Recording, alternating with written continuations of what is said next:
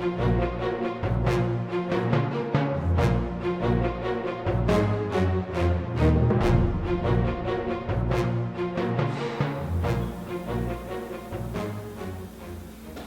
to That Game Talk. Today, another episode featuring conversation concerning the Cavaliers and their recent 5-game West Coast road trip.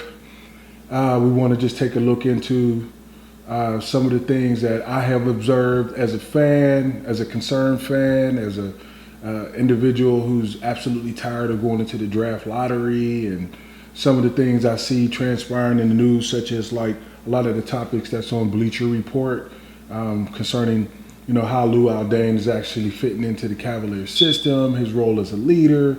A lot of suggestions in resurfacing reports about Dion Waiters being traded possibly. Some people are interested in Anderson Varejao being on the trading block, and so I definitely want to take a look at some of these issues. You know what? For those of you who are watching this blog, I want to keep it absolutely real as far as commenting on the Cavaliers blog and things like that. I'm really becoming fed up with what I'm seeing. This is supposed to be a team that the addition of Mike Brown as a rehiring coach, which I'm still absolutely highly in favor of, a man that wherever he goes, first of all, his nick is supposed to be defense. He can't get these guys to play consistent defense. Just yesterday against the Mavs, the Cavaliers fell behind by 22 points. By a team consistent of their main pieces, all of them are at least 35 years or older. So, yeah, they might have to play the game. They know how to play the game. They know what sets to run. They know what shots to take. But the Cavaliers should have been running these guys up and down the court with an average age of, 23 years? The oldest players on the team are Luol Deng and Anderson Varejao. There's no way that they shouldn't have been able to play defense.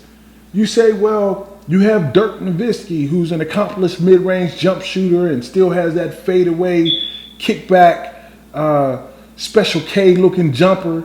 But the guy's 35 years old. You should be able to consistently pressure him with all the young bodies that you have.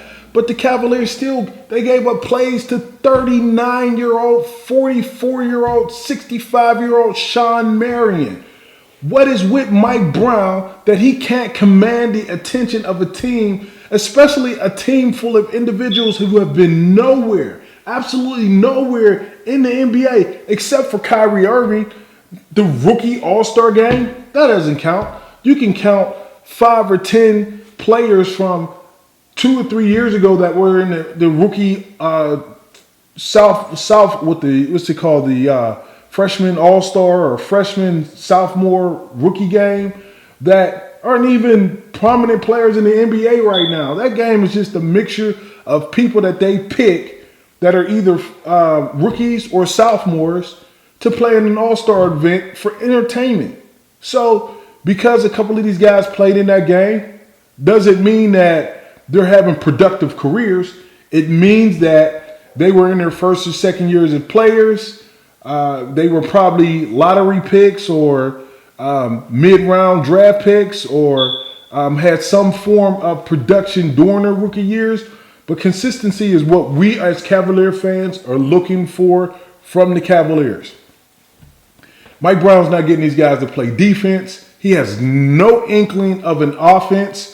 I will admit it does seem to me he's improving with his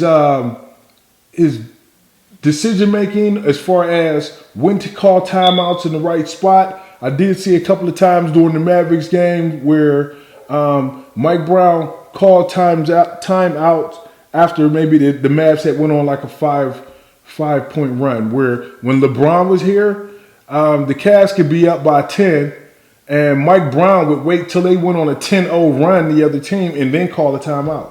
Way too late. You stop the momentum when you see it get started. But with this team, he is making better decisions as far as timeouts concerned.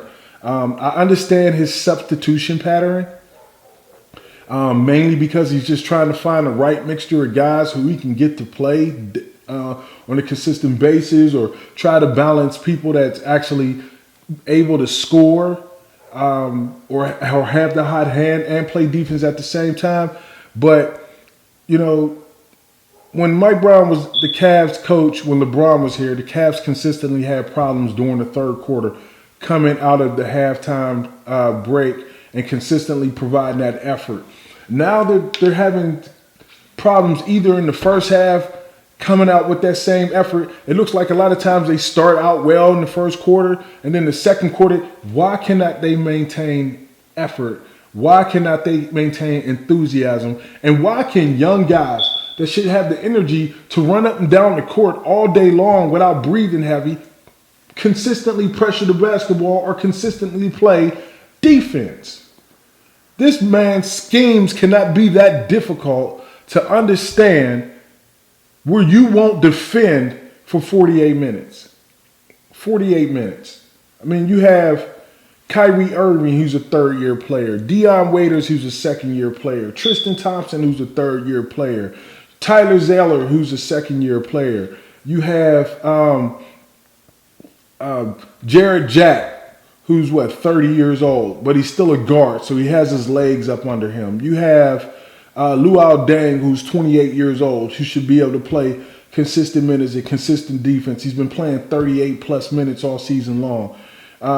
You have CJ Miles, who's not over the age of 26. All these guys running around, the bigs, Anderson Varejao. This guy, now he never stops moving, and he's one of the oldest guys on the team. And so they should be able to play consistently and pressure the ball and make teams give up bad shots for 48 minutes, because the Mavs in their last 5 or 6 games have given up an average of 108, 109 points a game, but the Cavaliers only managed 98 points. 98 points, and you give up 100, 102, 103 points per game against the team whose average age is 32 years of age. That's ridiculous. That's ridiculous. At some point in time, that coaching staff has to be able to motivate the Cavaliers a lot more. I want to talk a little bit about some of the discussion about Luol Deng's influence, which I believe was evident on the 5-game West Coast trip, where the Cavaliers went 3-2 on the West Coast trip, which is a major improvement of what they had consistently been doing as far as being able to put forth the same effort that they had been displaying at home when they went on the road. They came out of it pretty well.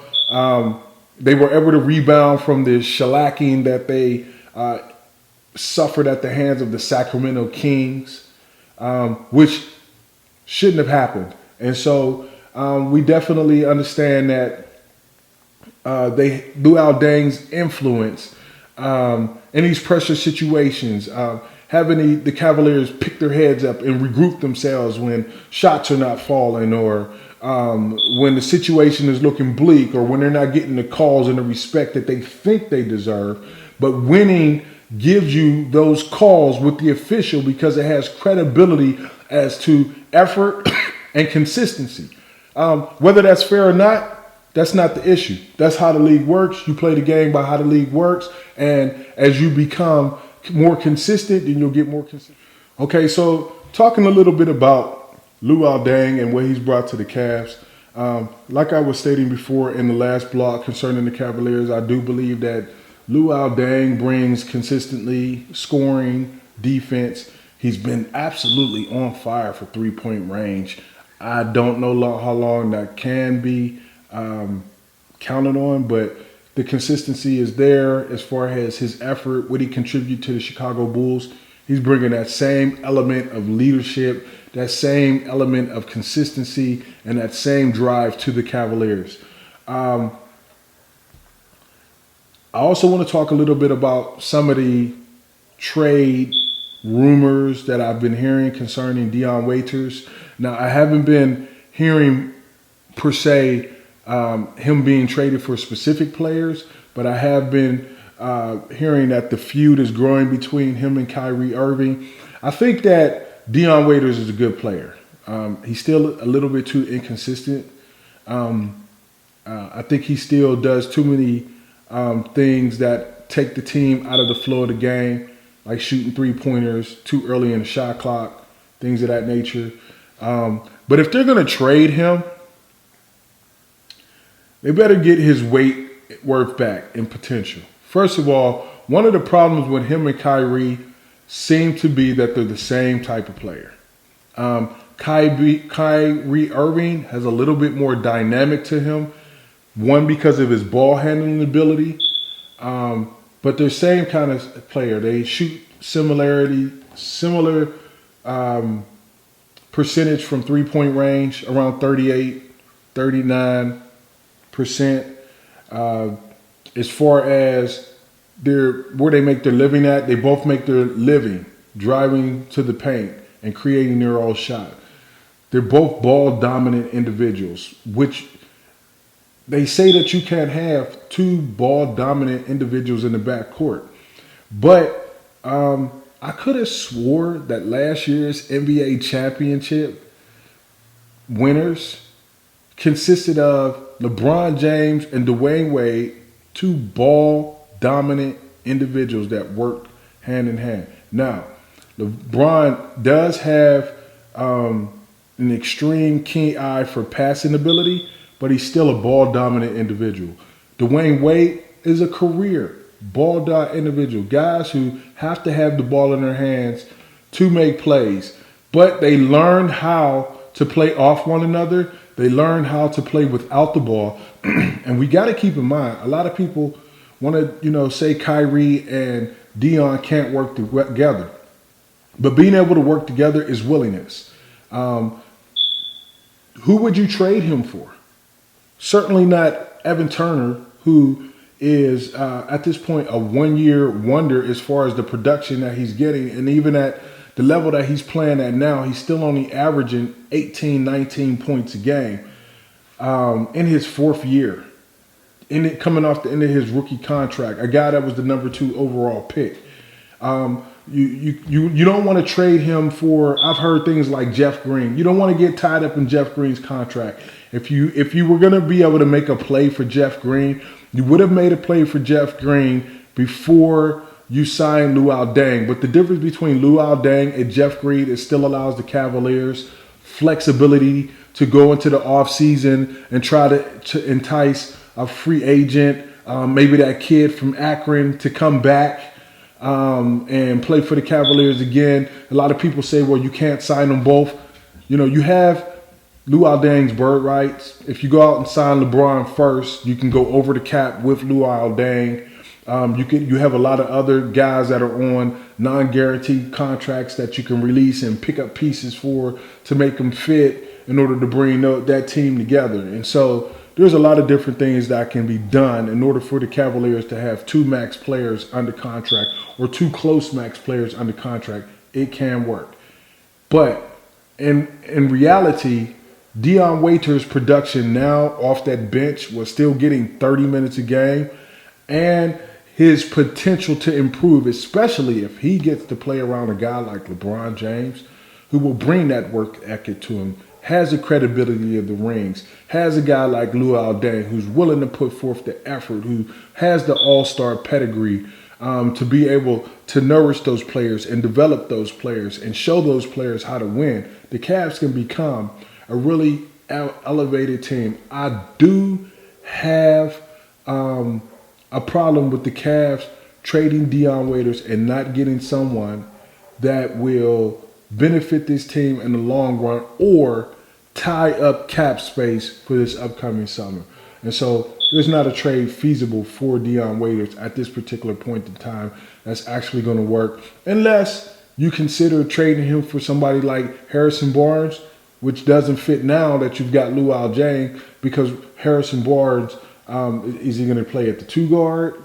He's a small forward through and through. He's not a power forward.